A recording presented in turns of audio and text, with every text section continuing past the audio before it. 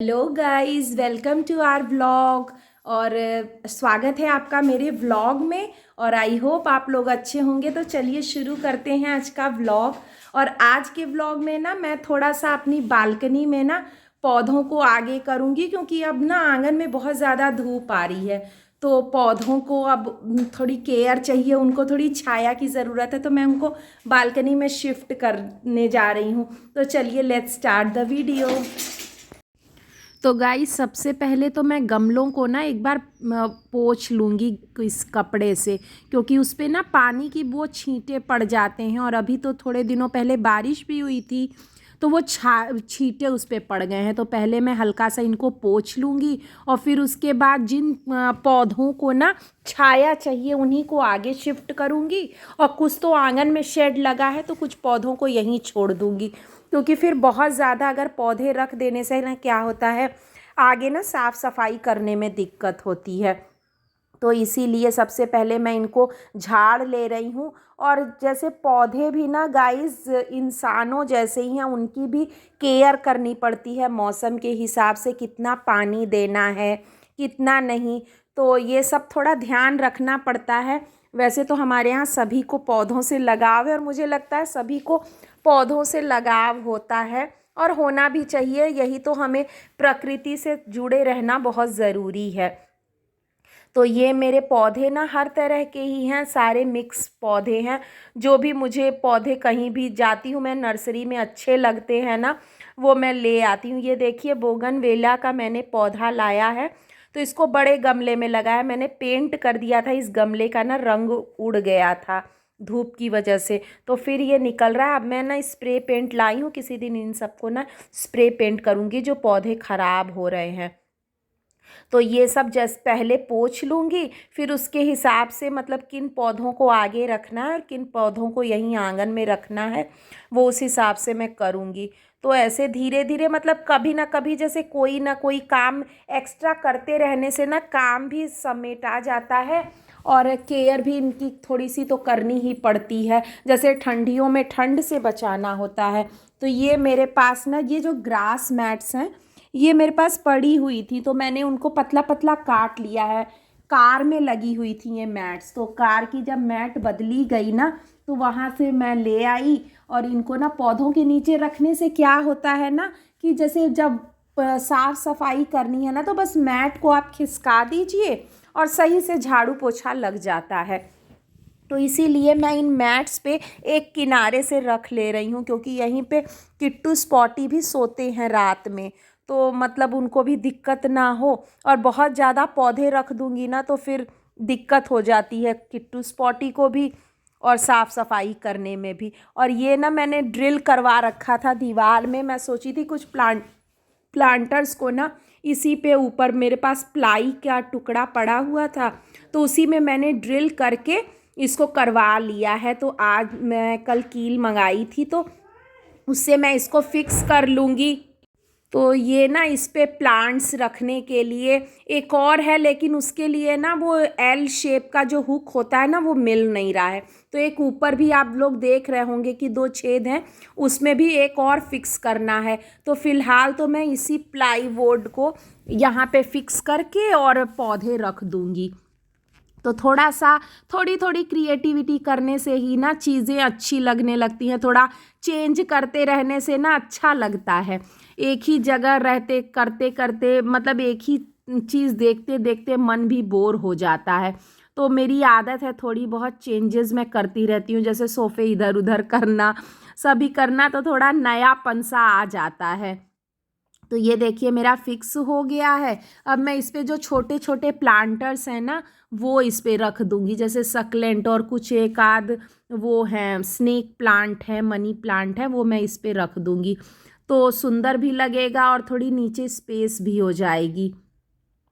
तो ये हमारा हो गया। और मैं बहुत ज़्यादा चेंजेस नहीं कर रही हूँ। वैसे ये रेड वाला ना जो आगे बरामदे का है, उसको भी पेंट करना था, लेकिन आज मुझे ना एक जगह संगीत में भी जाना है, तो इसलिए मुझे वो भी काम करना है। और अब मैं आ गई अपने बेडरूम में। बेडरूम में ये जो रैक हो रहा है ना, ये बहुत ज़्यादा मैसी हो रखा है, क्योंकि चीज़ें ना इधर उधर हो ही जाती हैं। आप कितना भी अरेंज करिए, 1 हफ्ते के बाद चीज़ें मैसअप हो जाती हैं, सब मिक्स हो जाता है।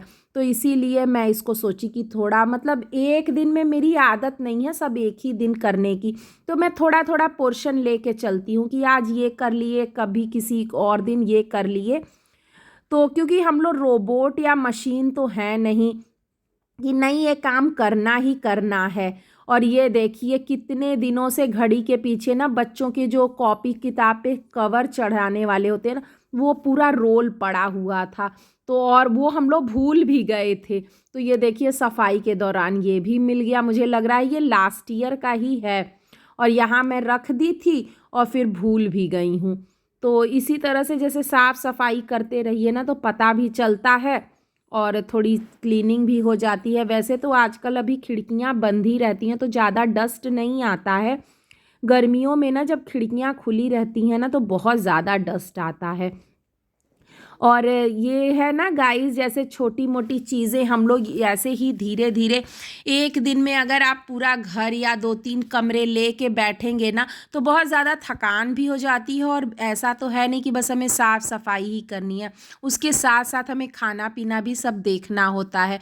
तो इसलिए मैं मतलब कमरों के एक एक हिस्से ही लेके चलती हूँ कि साफ़ करने हैं, बहुत ज़्यादा बर्डन थकान ना हो जाए कि फिर खाना बनाने का मन भी नहीं करता है। और जैसा कि मैं बता रही थी कहीं जाना भी है, आजकल तो रोज़ ही माता के गीत कहीं ना कहीं होते ही हैं। तो इसीलिए उसकी भी तैयारी, उसके लिए भी समय निकालना पड़ता है। और दोपहर में ही हर जगह होते हैं क्योंकि सारी लेडीज़ का तो टाइम दोपहर का ही होता है। तो चलिए गाइज़, ये भी मेरा बेडरूम का भी काम हो गया है और अब चलिए मैं जा रही हूँ रेडी होने। तो गाइज़ ये है मेरा लुक संगीत का, देवी माता के गीत का। तो मैं वहाँ आपको ले चलती हूँ और थोड़ी सी मैं झलक वहाँ की भी आपको दिखा देती हूँ।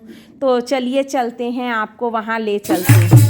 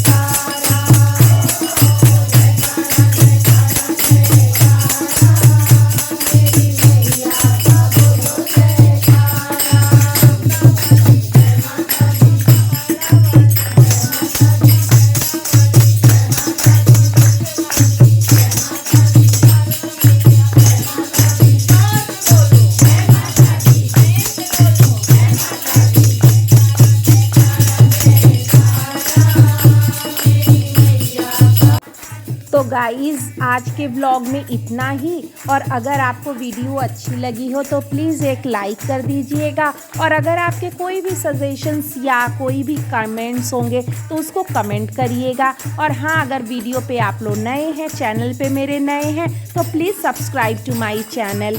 और मिलते हैं फिर नेक्स्ट व्लॉग में। तब तक के लिए स्वस्थ रहिए, मस्त रहिए और जय माता दी and thank you for watching. Bye.